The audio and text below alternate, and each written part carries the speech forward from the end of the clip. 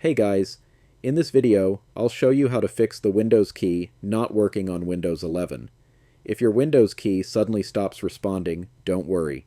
I'll walk you through a few simple steps to fix the problem. Let's get started. First, right-click on the Start button and select Settings. Next, click on Accessibility. Scroll down and select Keyboard. Look for filter keys and make sure it is turned off. If it's enabled, turn it off, then close the Settings window. Now test your Windows key to see if it's working. If the issue is still not fixed, we'll restart Windows Explorer. Right-click on the Start button and select Task Manager. In the Task Manager window, look for Windows Explorer under the list of running apps. Right-click on Windows Explorer, then click Restart. Wait a few seconds and check if your Windows key is working again. If it's still not working, try pressing the FN key and the Windows key together on your keyboard. On some laptops, the Windows key can be disabled and re-enabled using this shortcut.